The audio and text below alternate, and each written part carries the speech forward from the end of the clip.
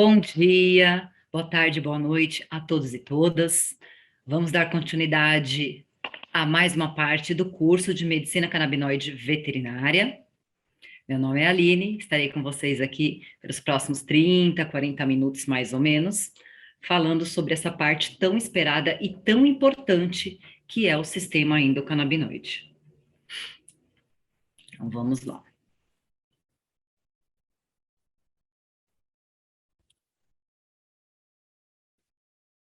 Nesse módulo, vou falar sobre a fisiologia do sistema endocannabinoide, sobre os canabinoides em si, os terpenos, que inclui também os flavonoides.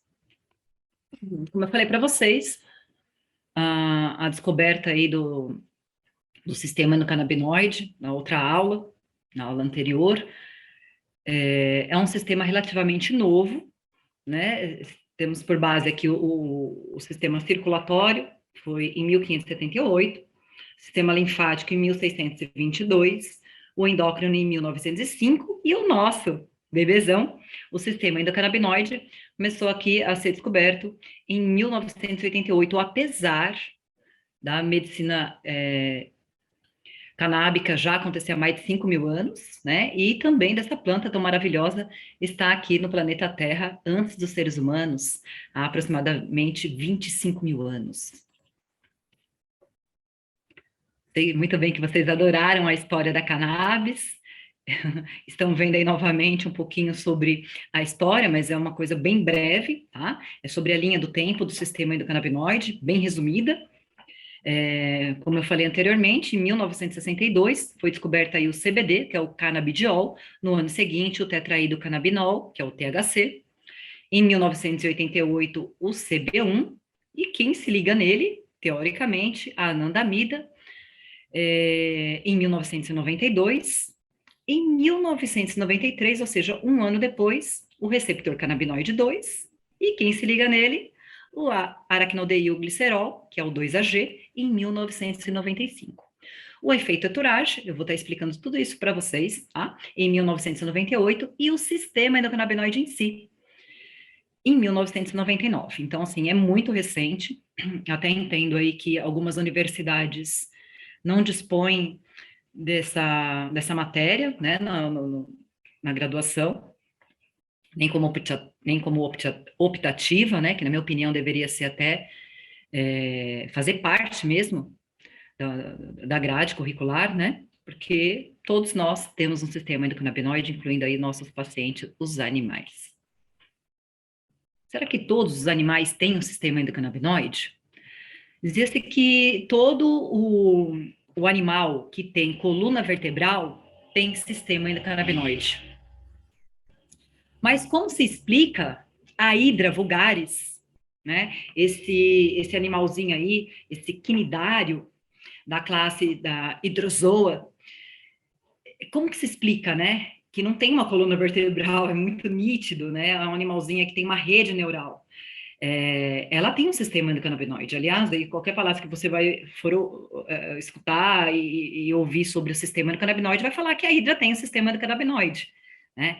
Ela tem um sistema endocannabinoide, sim, é um sistema endocannabinoide rudimentar, tá? E ele está na Hydra para fazer o controle da resposta alimentar, mas existe um receptor CB1 nesse animalzinho. Todos os animais têm um sistema endocannabinoide? Então, aqui nós temos os exemplos de alguns animais que têm a coluna vertebral, como os répteis, as aves, os mamíferos, nós, humanos, né? E os insetos? Os insetos, eles não têm sistema endocannabinoide. E fala o Ethan Russo que é por isso que eles não têm senso de humor. Uma brincadeira que eu vou explicar para vocês aí mais para frente poderem entender, né? Ter a piada.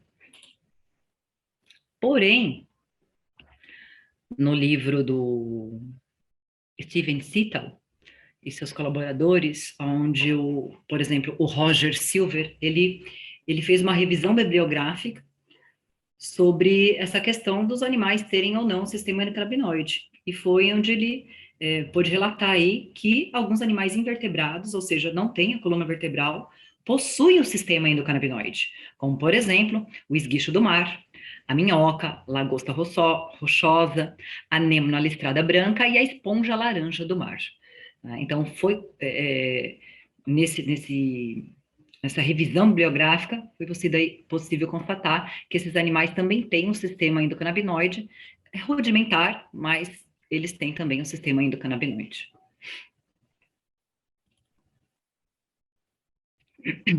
Ok, precisamos recordar lá da época da escola, sei que já faz algum tempo, né? No colegial, na aula de biologia, de ciências, na minha época era ciências, falando sobre o sistema nervoso central, os neurotransmissores, sinapses.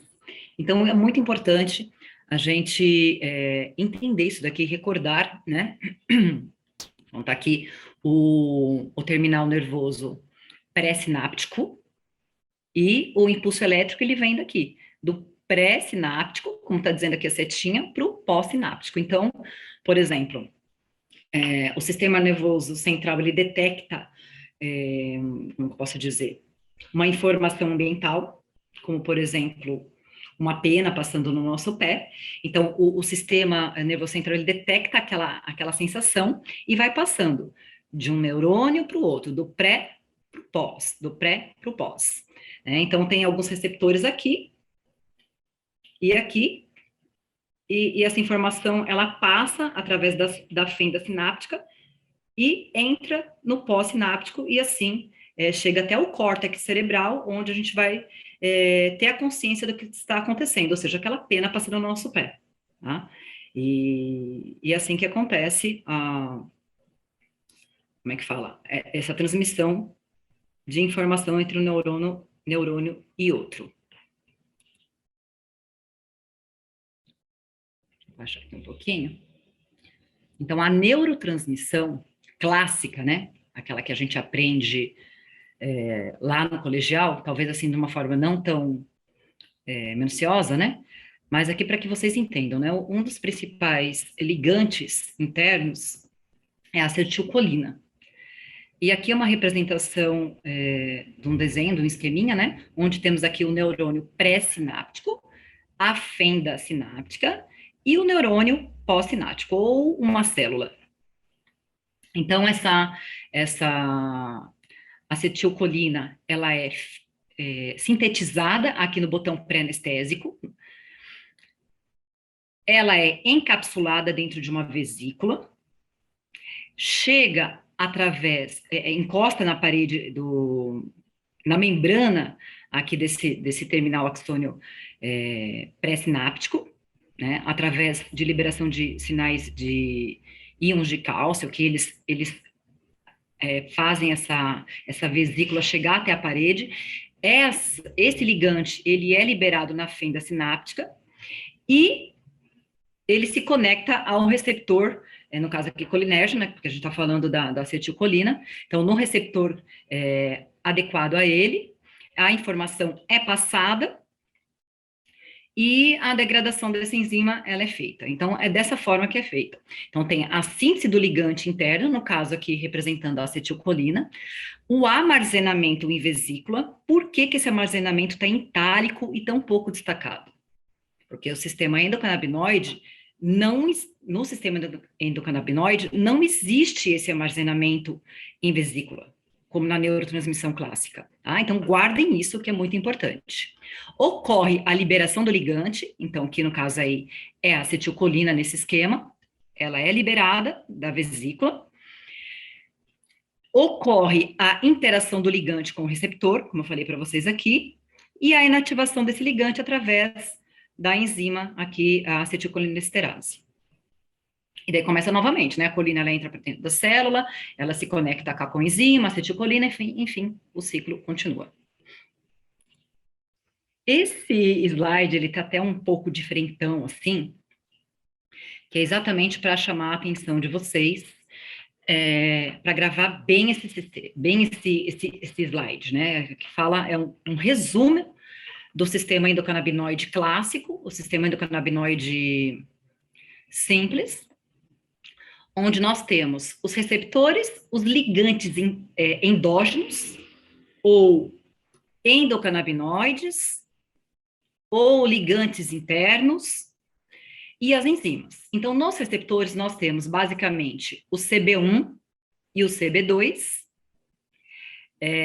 Tem o CB3 também, que é praticamente aí uma novidade para quem está estudando o sistema endocannabinoide. Geralmente a gente ouve só falar em CB1 e CB2, né? Os ligantes endógenos, ou seja, os endocannabinoides ou os canabinoides internos, ou seja, que são produzidos pelo nosso organismo, pelo nosso sistema endocannabinoide, que é o N-aracnodeil etalonamida, que é anandamida, ou a sigla aqui AEA.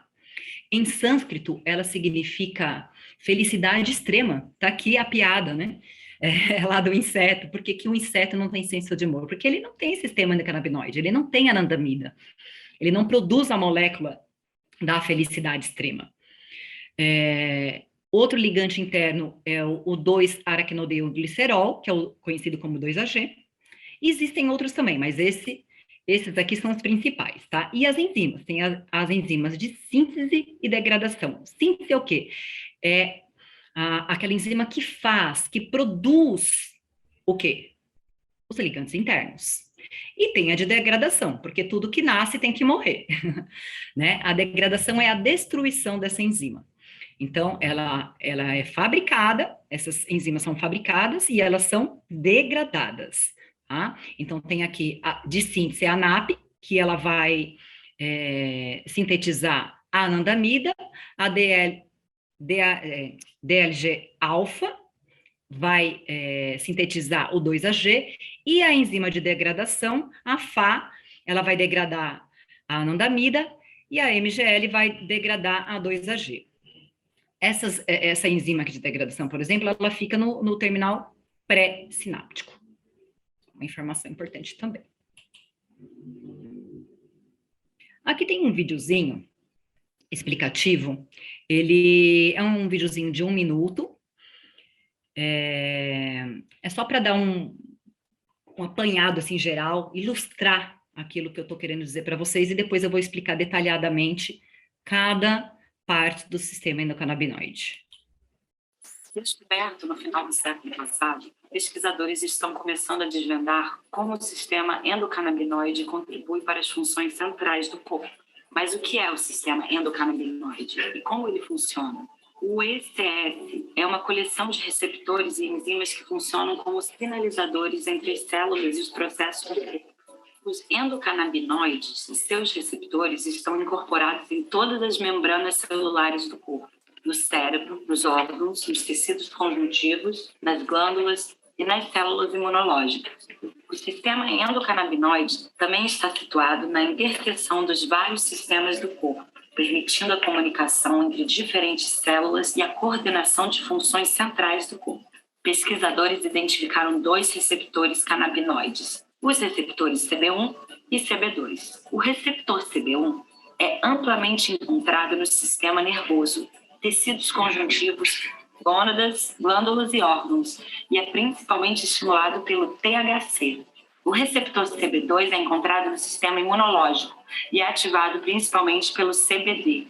Algumas células contêm os receptores CB1 e CB2, com cada receptor ligado a diferentes funções. No entanto, o objetivo é sempre o mesmo: homeostase dentro do corpo, apesar das flutuações no ambiente externo. Descubra mais em hempmeds.com.br.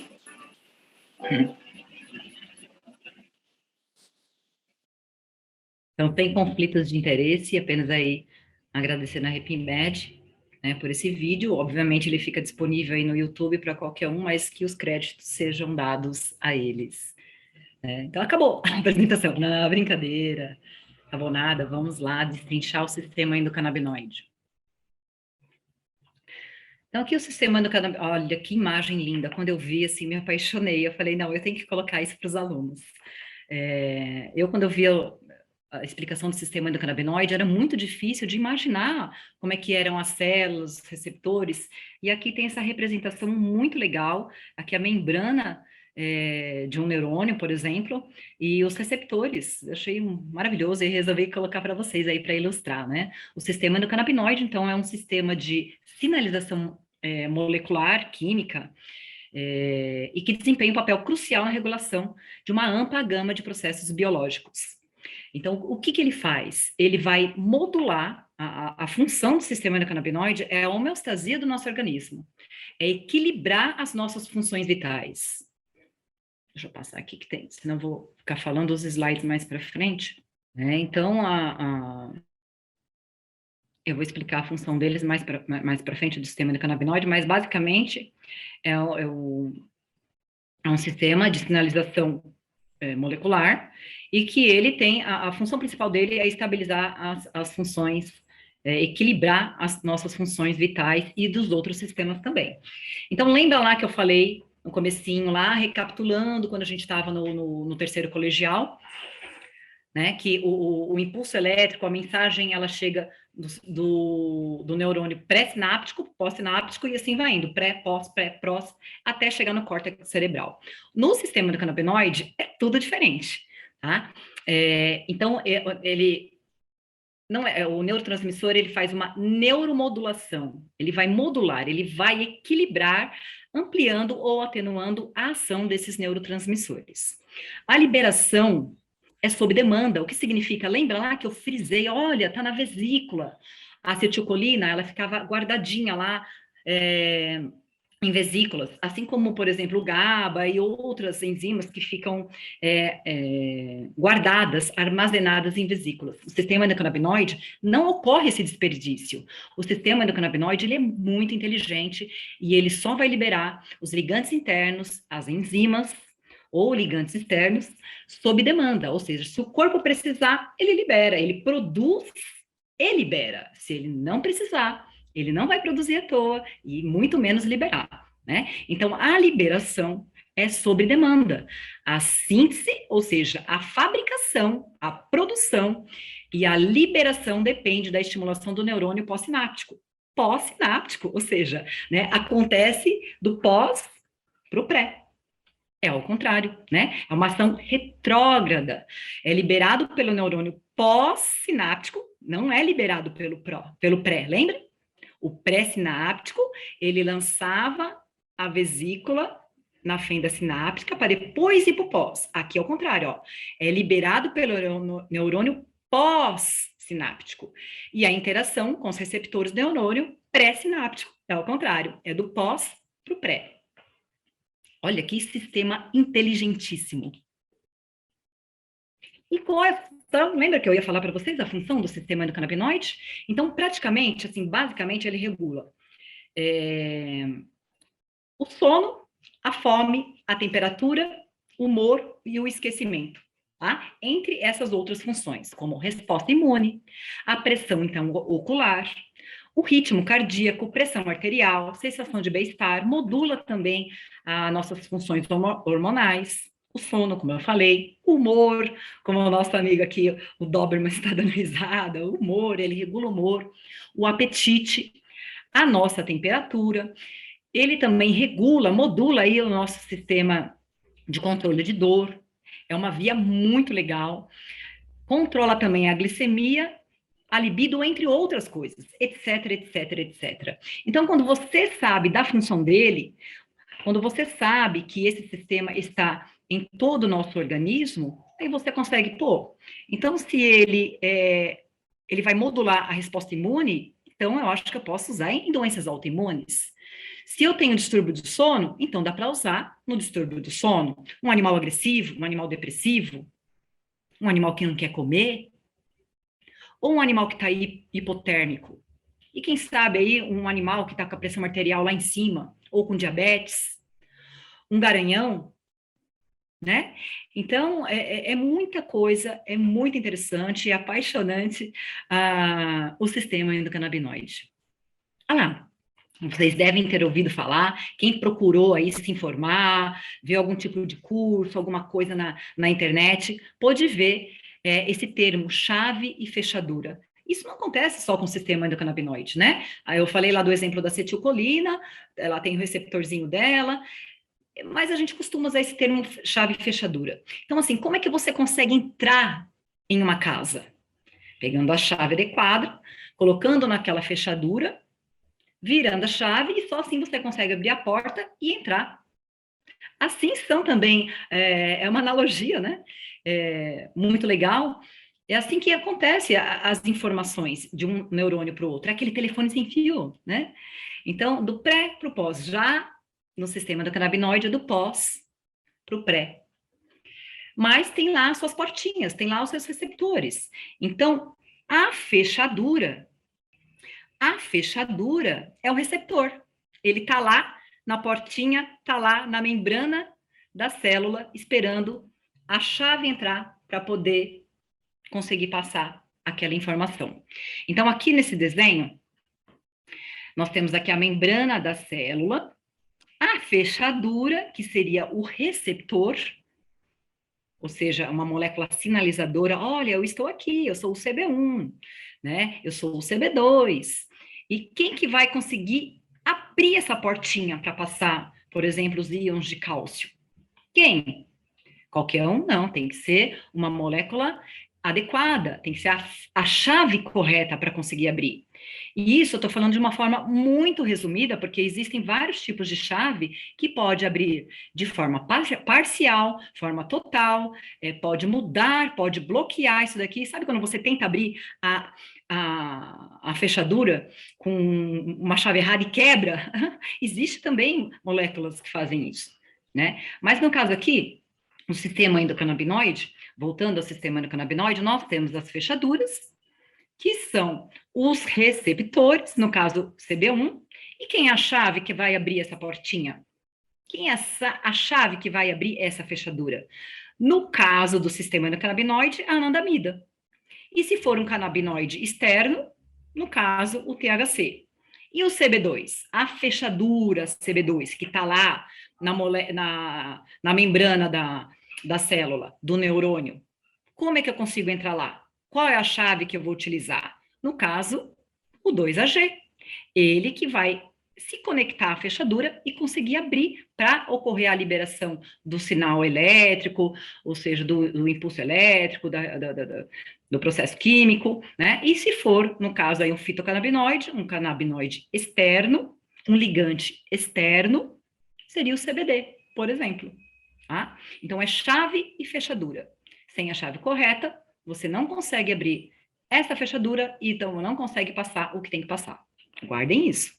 Aqui é uma representação, na verdade, é uma representação falando sobre convulsões, enfim, mas eu achei muito legal essa imagem, porque ela representa muito bem aqui, ó, o neurônio pré-sináptico, o neurônio pós-sináptico, ou a célula, a fenda sináptica, que não é um espação assim, né, gente? É um espacinho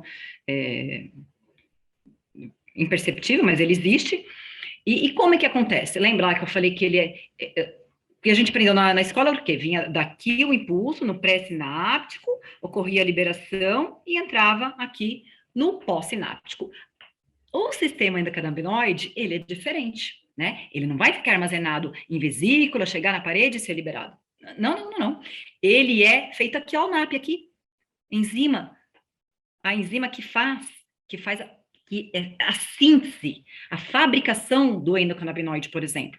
Então, é feita a síntese no neurônio pós-sináptico, ele é estimulado pelo estímulo que vem do pré, então, através do estímulo do pré, que chega no pós-sináptico, essas enzimas, elas começam a trabalhar, essas enzimas de síntese, liberam os endocannabinoides na fenda sináptica, que vão se ligar, aqui, ó, essas aqui são as chaves, tá? Que vão se ligar às fechaduras, para conseguirem entrar dentro do pré-sináptico, né? E se for um ligante externo, um fitocannabinoide, aqui no caso representado pelo THC, ele também vai se ligar aqui no receptor, no caso aqui o CB1, é a chavezinha homóloga aqui dessa fechadura, vai entrar aqui dentro do pré-sináptico e vai passar informação aqui, por exemplo, estimulando ou fechando ou reduzindo esse canal aqui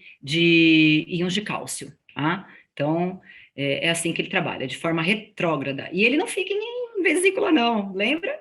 Ele é fabricado sob demanda, quando há necessidade. É muito legal, né? Isso aqui é uma curiosidade que quando eu aprendi sobre o sistema endocannabinoide, eu nem imaginava que existia tanta chave para abrir aquelas portas, né? E que portas são essas? Eu pensei que tinham só duas, CB1 e CB2, eu já falei para vocês do CB3. Existem muitos outros receptores, não exclusivos do sistema endocannabinoide, mas que interagem com o sistema endocannabinoide, que tem ligação com o sistema endocannabinoide. A gente fala que é uma promiscuidade dos receptores. Deixa de ser, né? Então, tem outros endocannabinoides também. Quem estudou um pouquinho já deve ter ouvido falar sobre o PEA, palmitoetalonamida, e é considerado um endocannabinoide também. Enfim, é bem complexo, bem interessante. É o endocannabinoidoma, tá? Que é o sistema endocannabinoide expandido. Então, aqui, isso daqui é o efeito entourage, o efeito comitiva. Isso daqui que é essa interação muito louca entre os receptores, os ligantes internos, as enzimas de degradação e de síntese. Isso aqui a gente pode explicar numa próxima aula, não sei se de repente a Larissa vai explicar, mas é bem complexo e teria que ter uma aula só para falar sobre isso. Mas é interessante que vocês saibam. Gente, eu já tinha me apaixonado por aquela imagem, essa daqui então, eu achei muito linda, aí eu falei, eu tenho que colocar para os alunos. É muito representativo visualmente, né? Vai ficar muito na mente de vocês, espero que fique mesmo, né? Então tem essa linda camada aqui, essa membrana do neurônio, então aqui representando a fenda sináptica, a fechadura, olha a chave aqui, o ligante interno, né? Ou o ligante externo, que pode ser, por exemplo, um fitocannabinoide, ou um endocannabinoide se ligando aqui ao receptor, vamos colocar aqui como se fosse o CB1. Então, ele tem aqui a fechadura, a chave, ela vem aqui, se conecta e a informação é passada. E a informação acontece dentro da célula. É lindo, né? Então, vamos falar sobre os receptores. Falar dos principais receptores. Então, como vocês puderam ver naquele videozinho, o CB1 ele está presente praticamente aí em grande abundância, em grande número no sistema nervoso central e nos tecidos periféricos. Ele modula, né? Ele equilibra a atividade dos neurotransmissores, como já disse, e pode influenciar em diversas outras funções orgânicas. O CB2, ele está presente no sistema imunológico, né? Então, eu gosto, às vezes, de repetir para poder ficar realmente gravado na cabecinha de vocês aí, né? Então, o sistema imunológico, quando a gente pensa em sistema imunológico, quando ele está alterado, ocorre o quê? Liberação de citocinas pró-inflamatórias. Então, o CB2, ele ativa, olha lá, ó, o CB2, presente no sistema imunológico, a ativação dele reduz a liberação de citocinas pró-inflamatórias e controla a ativação e migração de células imunes. Aí, ó, sistema imunológico, né? Então, é muito interessante. E o CB3, que são moléculas acopladas à proteína G, por exemplo, o GPR55, e tem outras GPRs também, eles estão presentes no tálamo, cerebelo e hipocampo. Então, a localização geral aí dos receptores. Aqui uma representação num dos nossos pacientes caninos, né? Então, o CB1 é representado pela cor receptor CB1, representado aqui pela cor vermelha, né, no sistema nervoso central, no cólon, ou seja, né, ele está presente no trato gastrointestinal, no cérebro, músculos, pulmões, sistema vascular e sistema reprodutivo. O CB2, eu coloquei ele aqui em azul, sendo representado aqui no esqueminha aqui, né, representando, né, os pulmões, o baço, o osso. Lembra que eu falei do sistema imunológico? Então, ele está no sistema imunológico, no baço, como eu falei para vocês, na pele, nos ossos, fazendo modulação óssea. É super interessante. Nas células da glia, você vai falar, nas células da glia, mas não é exclusivo do receptor CB1? Não, não é exclusivo. Tem um pouquinho de CB2 lá também, tá? Nos pulmões. E que está, assim, bastante equilibrado CB1 e CB2, no fígado, pâncreas, vesícula biliar, medula óssea e tronco cerebral. Por que que isso é importante? Ah, porque eu posso querer estimular mais o CB2. Eu tenho um animal aí que tem uma doença autoimune, eu preciso estimular o CB2, né? Como é que eu faço isso? Cenas do próximo capítulo. Então, lá dentro do cérebro do animal, é possível achar o CB1 e um pouquinho do CB2 no cerebelo, no córtex cerebral, gânglios da base, o cérebro, né, em geral, o hipocampo, amígdala, hipotálamo e tronco cerebral. Você fala, nossa, mas para que colocar uma figurinha tão linda dessa, né? Aqui, porque os seres humanos, não existe receptor CB1 no tronco cerebral. Então, daí a falar que é mais fácil você morrer comendo amendoim do que de uma overdose de cannabis, o que é impossível acontecer com o ser humano. No cachorro, teoricamente, seria possível? Teoricamente, sim. Mas para acontecer isso, eu acredito que só em ambiente laboratorial, ou seja, com uma dose extremamente alta, não sei nem se é possível fazer isso, com a planta em si, mas talvez com um canabinoide sintético, por exemplo, um THC puro, né? Porque alguns testes, alguns trabalhos, eles são feitos dessa forma, né? Com canabinoides sintéticos. Mas a planta em si, aquela planta que foi feita por Deus, para quem acredita em Deus, ela não mata, não tem como matar um animal de parada cardiorrespiratória, por exemplo, né? Um ser humano, impossível, não tem como, nem que a pessoa vai falar, vão me matar, então eu vou fumar 1 quilo de maconha, vou tomar 1 litro de óleo de cannabis. Você vai ter uma diarreia, meu querido. Vai dormir 1, 2 dias, mas não vai morrer, não. Agora toma 1 litro de uísque para ver se você não morre, ou pelo menos passa muito mal e acorda pior no dia seguinte. Bom, ainda nos receptores, lembra que eu falei para vocês, CB1 e CB2, lá dos canais iônicos, e, que são neurotransmissores? Sim. Existem também, lembra da promiscuidade lá do endocannabinoidoma, dos outros receptores, ao GPR aqui, que são receptores acoplados à proteína G, GPR55, GPR18, 119, e tem outros GPRs também, tá? Esses aqui são os principais. Então, ó, esse GPR aqui é regulador do sistema neuroimunológico. Olha só, lembra lá que eu falei? Então, você tem que ativar ou estimular esses receptores. Por exemplo, receptores nucleares, também temos aqui. Olha só, o PPAR, metabolismo ciclocelular, o TRVP1 e 2, tá? Ele controla a dor, muito interessante. O VEG aqui, ele, na verdade, ele não é um receptor, ele conduz, né? Ele é como se fosse um canalzinho ali que está presente nos vasos, o GPS que eu falei para vocês, e o 5-TH, 1A, no caso aqui, né? Olha só, na serotonina. Ele age na serotonina. Bom, agora nós vamos falar sobre os canabinoides. O que são canabinoides? Essas siglas aqui, mas todo mundo já deve ter ouvido falar em CBD, ou pelo menos em CBD e THC. Ou devo estar enganada, mas assim, o pessoal acha que cannabis é só CBD, é só essa molécula aqui. Cannabis é muito além disso. O sistema endocannabinoide é muito além de CB1 e CB2. Vocês estão vendo.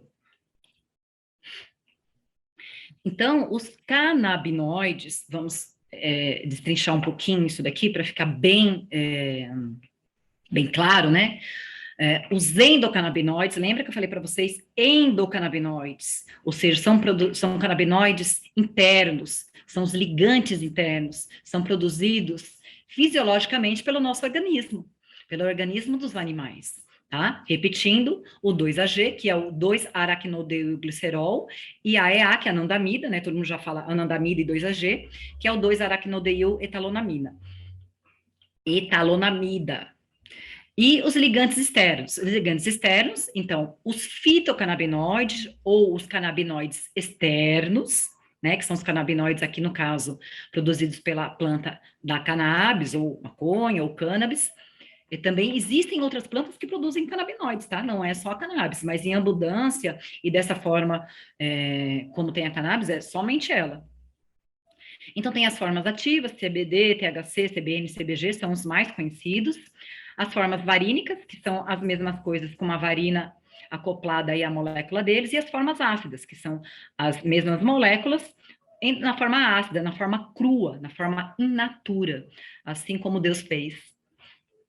E tem os isolados ou sintéticos. Na farmácia, existe o Mevatil. O Mevatil, ele é 1 para 1, ou seja, meio a meio THC, meio a meio CBD. Ele já está disponível aqui no Brasil desde 2016, tá? Então, assim, já vende maconha na farmácia desde 2016, não é novidade, é que ninguém falou pra gente, né? O canabidiol foi o segundo a ser lançado aqui no Brasil, uma molécula isolada, é só canabidiol, tá? É uma única molécula, a planta ela tem mais de 400 moléculas. Quem vende a Prate Dana Duse, e nas prateleiras das nossas farmácias brasileiras já estão disponíveis 14 remédios à base de cannabis nas nossas farmácias. Então a pessoa fala assim, a cannabis é legalizada? É regulamentada? Sim, assim, ó, desde 2017 está nas prateleiras, tá? É a gente que não sabia. Na veterinária não está regulamentada ainda. Mas não tem mais como parar a gente, né, pessoal?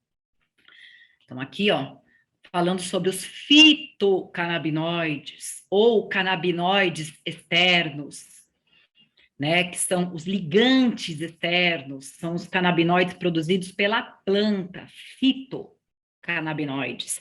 Então, aqui uma representação gráfica, muito legal também vocês saberem. Tudo começa aqui com o nosso amigo CBGA, que é o ácido canabigerol. Oh, meu Deus do céu, é um pouco difícil falar essas palavras, tá? Mas não é impossível. Ácido canabigerólico. A planta, na verdade, ela produz o quê? Ela produz, é um nome também um pouquinho difícil, geranil pirofosfato. Daí ela se conecta com ácido olivetólico, ou com ácido divarinólico, que é o que forma o CBG. O CBGA, lembra que eu falei para vocês que a forma ácida é a forma crua, é a forma do canabinoide que está in natura, que está na planta?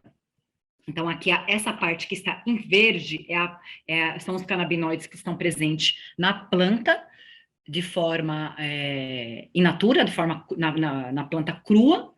Aqui são os canabinoides que estão na forma aquecida, ou seja, que sofreram descarboxilação, ou seja, que sofreram um aquecimento, então eles se transformam. Então vamos aqui, ó, o CBGA, ele se transforma em CBG, então ele perde essa forma ácida. O THCA, ele perde a forma ácida e forma o THC, no caso aqui, delta-9 tetraído cannabinol. Ele também pode se degradar e formar o delta-11 ou o delta-8, que depois eu vou falar aqui para vocês. O CBD, famoso CBD, ele perde a forma ácida, quando aquecido, ele forma o CBD só, que é um canabidiol, e o CBCA, ele perde a forma ácida e forma-se o CBC, que é o canabicronemo. Às vezes eu acho mais fácil falar sem olhar do que olhando. Então, o THCA, essa parte cinza aqui é a parte envelhecida, tá? É a parte que está degradada. Então, ela nasce, é aquecida e depois ela é envelhecida, tá? Aqui é o processo dos canabinoides. Então, começa aqui, ela é aquecida, e aquecida não é só pelo ser humano, não, tá? Ela pode ser aquecida também através do sol. Então, se você tem uma flor da cannabis, né? Que na verdade eu falei para vocês, é um fruto patenocárpico, e deixa ele no sol, você vai perder essa forma ácida, e ele vai formar essa forma ativa, essa forma sem a parte ácida, tá? E depois disso, ele se transforma em outra molécula, tá? Então, o THCA, quando ele fica velhinho, ele se transforma em CBN. O CBN, ele é fantástico aí para quem tem insônia. É muito legal. O delta-9 THC, o delta-9 tetraído cannabinol, se transforma em CBN. É muito comum também a gente, quando está estudando, ouvir falar sobre o CBN, que é o cannabinol. O CBD, ele... cadê o CBD? Não, o CBD ele morre aqui. E o CBDC, ele pode se transformar em CBL. E o CBCA, ele se transforma em CBLA. Olha só quantos canabinoides. E você achou que era só CBD. Que cannabis é só CBD. Por isso que quando o tutor do meu paciente chega para mim e fala assim, eu dei o CBD. Eu falei, não, você não deu o CBD. Olha, eu gosto de educar os tutores, porque é importante passar uma informação correta, né? Meu cachorro toma CBD. Não, minha senhora, o seu cachorro não toma CBD. O seu cachorro toma CBD, CBG, CMN, CBD, CBDC.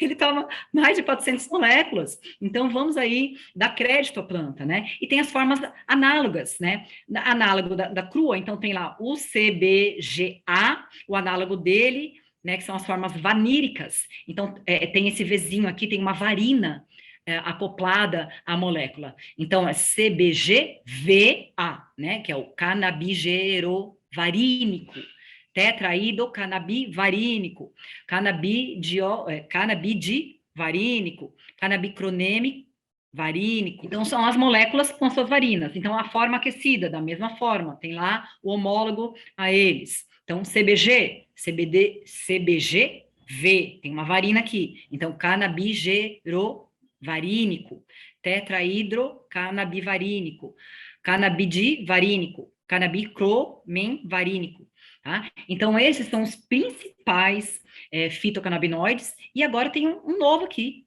um novo canabinoide, que é o CBM, canabimovona. Eu não sei vocês, mas quando eu vou fazer cirurgia, eu faço a cirurgia do gancho, ou às vezes eu preciso sentir alguma coisa dentro do animal, eu sinto melhor fechando o olho. E quando eu estou tentando falar o nome dos canabinoides, eu consigo ler melhor dentro da minha cabeça com o olho fechado. Então, vocês me desculpem, às vezes, quando eu fecho aqui meus olhos. Então, voltando aos canabinoides, aqui tem algumas propriedades medicinais de cada canabinoide que eu falei ali para vocês, né? Ou, pelo menos aqui, de alguns deles. O THCA, lembra lá da forma ácida? O THCA, ele atua na inflamação, náusea e vômito, ele é neuroprotetor, atua também nas convulsões. O legal disso aqui, como ele está na forma ácida, ele não tem aquela forma, ele não dá o barato, né? Aquela forma psicotrópica, né? Psicoativa do THC. Cadê o THC aqui? Aqui o THC, tá vendo? Então, cada um vai ter a sua, como é que se diz? A sua, como que se diz? Oh, meu Deus, fugiu a palavra. A sua atuação, né? Então, o CBGA, ele vai atuar aqui, naquele paciente que tem diabetes, vai modular a glicemia, naquele paciente que tem câncer, super importante, ele vai atuar fazendo a apoptose das células cancerígenas. E o mais interessante, olha só, como é interessante esse sistema endocannabinoide. Ele não vai lá, como, por exemplo, a gente faz uma radioterapia, então ferra ali, mata o câncer, mas mata também quem está do lado, mata as células boas.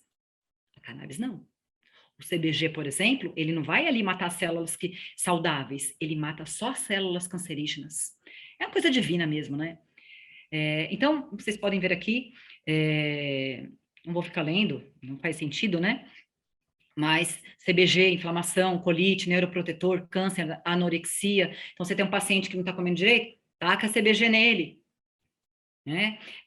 Náusea e vômito, eu posso usar o CBCA, THCA, então uma planta rica em CBCA, e assim a gente vai trabalhando, vai modulando conforme a necessidade do nosso paciente. Olha lá, falei para vocês que tem um monte isso aqui é uma tabelinha que eu consegui pegar, não consegui pegar uma mais atual, mas aqui dá para a gente ter um panorâmico bem expandido assim dos componentes dessa planta maravilhosa, né? Então os canabinoides, alguns deles que eu falei para vocês, eu falei bem mais do que isso daqui, então já pode você somar, olha lá, são 61. Desculpa, né? Falei que tinha falado bem mais, mas são 61 canabinoides. Tem algum deles aqui pautados aqui. Compostos nitrogenados, aminoácidos, proteínas. Lembra que eu falei que é utilizado na parte de alimentação de animais de produção, vacas, ovelhas, coelhos, na alimentação humana também, né? As sementes são utilizadas como suplementos alimentares, está entre os superalimentos. É só voltar lá na aula passada e ler, não vou ficar repetindo, né? Cetonas, ácidos, os ésteres, açúcares e análogos, os terpenos, monoterpenos, sesquiterpenos, triterpenos, bom, fenóis e vai, por aí vai. Vou tirar aqui a minha carinha para vocês lerem essa frase aqui do Ethan Russo, onde ele fala basicamente aí que os terpenos, muitas pessoas falam que os terpenos são a alma da cannabis, né? Os terpenos são aquelas moléculas de cheiro. Acho que todo mundo já deve ter tido essa experiência, né? Quando alguém vai descascar uma mexerica, ou quando você comeu uma mexerica, fala, você comeu mexerica, né? A mão fica cheia de terpenos, né? Da mexerica. O limão, olha aí as frutas, kiwi, morango, todos eles têm terpenos e eles têm propriedades medicinais. Eles têm moléculas com propriedades medicinais. Então, o Ethan Russo, quem quiser estudar também, é um excelente médico aí, há mais de 20 anos que ele estuda cannabis, tá? Então, os terpenoides exercem atividades farmacológicas complementares que podem fortalecer e ampliar as aplicações clínicas, melhorando o potencial terapêutico dos extratos da cannabis. Então, você tem lá um cannabis com... deixa eu passar aqui mais para frente para poder elucidar aqui o que eu estou falando, que fica mais representativo aqui através desse quadro de terpenos. Não são todos, tá? São alguns. Então, por exemplo, lembra que eu falei na aula anterior que a cannabis, ela tem várias raças, né? Assim como os cães. Temos o Pinscher, um dog alemão. Temos um pastor alemão. A cannabis também. Então, nós temos aqui a Jack Herer, a Super Silver Haze, temos a Amnésia, bom, Super Lemon Haze, e assim vai. Muitas variedades, muitas raças. Podemos achar também nas literaturas como quimiovar, quimiovariantes, ratio, tem gente que usa como strain, qual outro termo que utilizam também Bom, existem várias denominações, mas queremos dizer assim, que existem muitas variedades de cannabis, tá? E cada uma delas tem uma expressão de terpeno mais evidente, que nem a Jack Herer, por exemplo, ela tem o perfil terpênico dela é o pineno, tá? E o que o pineno faz? Né? O pineno, ele pode ser usado, por exemplo, com o valor medicinal dele, né? Para asma e como um antisséptico. Ele deixa a pessoa mais alerta, ele ajuda na questão da retenção da memória, tem um aroma de pinho. Sim, a cannabis, ela pode ter vários cheiros diferentes. Você pode encontrar, por exemplo, o pineno também no manjericão, no alecrim. Alguém já pegou o alecrim e esfregou na mão? Sentiu aquele aroma de pinho? Então, aquilo ali é o terpeno. Vocês já devem ter ouvido falar sobre aromoterapia, né? É isso daqui, ó, aromoterapia é isso daqui. Então, quando você pega uma planta com perfil terpênico daquilo que você precisa, então, eu tenho um paciente aqui que é muito ansioso, estressadão, o que eu vou usar? Vou usar uma planta, uma Purple Kush, por exemplo, que tem o perfil terpênico de linalol.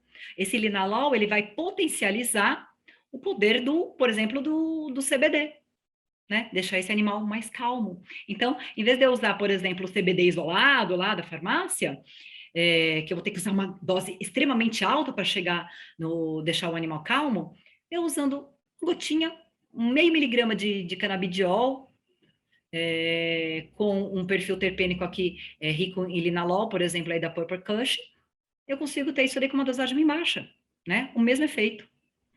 O bolso agradece, né? Temos também os flavonoides. Os flavonoides são aquelas substâncias que dão cor às frutas. Você viu ali naquele slide que eu passei ali com a fase do Ethan Russo, né? Cheio de plantas, de frutas, né? Elas são bem diversificadas em suas cores. A cannabis também tem cannabis bem roxa, cannabis esverdeada, amarronzada, avermelhada. É a coisa mais linda. E eles também têm propriedades medicinais. Eles também vão atuar em sinergismo com os canabinoides, com os terpenos, né? Então, a gente pega aqui, por exemplo, isotexina, né? Ela tem propriedades antioxidantes, anticancerígena e anti-inflamatória. E daí você vai falar, nossa, mas o que tem esses numerizinhos aqui, né? Lembra que eu falei que a planta crua, ela pode ser descarboxilada, ela pode ser aquecida? Então, quando você quer ativar um flavonoide, por exemplo, esse flavonoide, por exemplo, você precisa de uma certa temperatura. Então, você vai regular aqui, na verdade, está em Celsius, mas não está em Celsius, tá? Desculpem, agora que eu vi essa falha, me perdoem, não é Celsius, é Fahrenheit. Aqui está em Fahrenheit, tá? Teria que converter isso aqui para Celsius, tá? Mas seria 807 graus Fahrenheit. Então, se alguém for tentar estudar isso daqui, tentar passar isso daqui para Celsius mesmo, e desconsiderar o C aqui do Celsius e pôr o Fahrenheit. Então, com isso, a gente tem o efeito Entourage, ou o efeito comitiva, né? Abrasileirando aí o termo.